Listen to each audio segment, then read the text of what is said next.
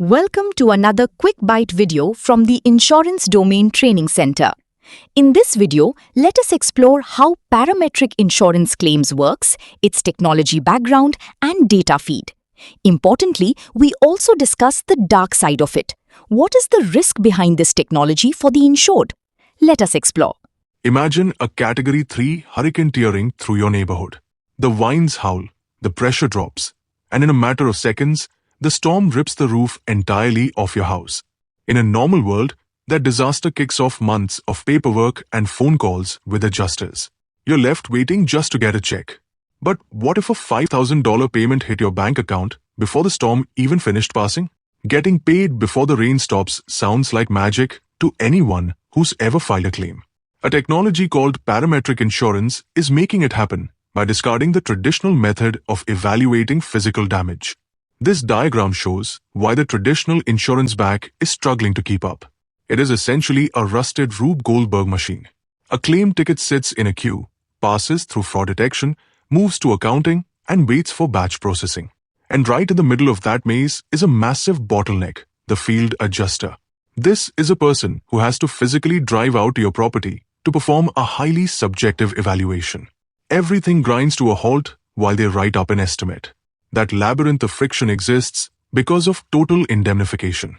It's the legal philosophy that insurance should make a person completely whole after a loss.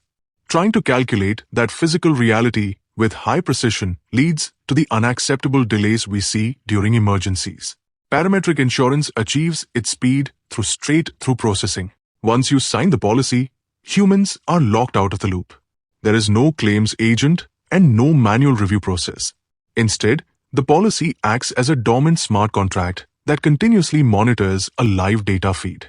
The industry calls this feed a data oracle. Within the architecture of the system, this oracle acts as the single source of truth. An oracle is a secure connection to a third-party tamper-proof ink. It could be flight tracking software or a database from the National Weather Service. Neither the insurer nor more the consumer controls the data. Think of the oracle like a highly constrained referee in a sports game. This referee is entirely blindfolded to the actual game being played on the field. The stadium could literally be on fire, but the referee only blows the whistle if one specific digital sensor on the goal line flashes green. This logic gate shows how a parametric policy executes. The agreed-upon trigger is 74 knots of wind speed. The moment the oracle pulls data crossing that threshold, the system triggers an instant payment. There is no arguing over the loss. The payout is fixed. The system doesn't care if your roof caved in. It only cares if the mathematical parameter was met. As a consumer, you trade the messy human evaluation of your property for the objective certainty of immediate liquidity. But human suffering is not a Boolean logic gate. If the storm levels your house, but the official sensor records a maximum wind speed of 73 knots, instead of 74, the unfailing API returns a false value. The money stays locked away. This map illustrates basis risk. A destroyed home sitting just outside a 10 m coverage radius. Because it misses the digital boundary, the system stays dormant. Actuaries balance triggers against commercial viability. If they expand the digital fence, trigger probability goes up and monthly premiums skyrocket. Relying on physical sensors also introduced is data errors. A sensor planted on a slight incline might drain perfectly during a flood, returning a dry reading while the rest of the property is underwater. The software execution itself is mathematically precise. But a system that demands flawless data matching in a chaotic, unpredictable physical world inevitably leaves some people slipping through the cracks. However, because this model drops administrative overhead to zero and makes it possible to offer micro-insurance, these are safety nets for small inconveniences that traditional companies simply couldn't afford to cover. We see this with travel disruptions. If your flight is delayed by more than 2 hours, flight tracking software pings the oracle and a payout hits your digital wallet before you even reach the customer service desk. This logic is also being applied to gig economy livelihoods. In this model, it becomes economically viable to reimburse a delivery driver trapped by a Chicago snowstorm because there is no human agent required to process the claim.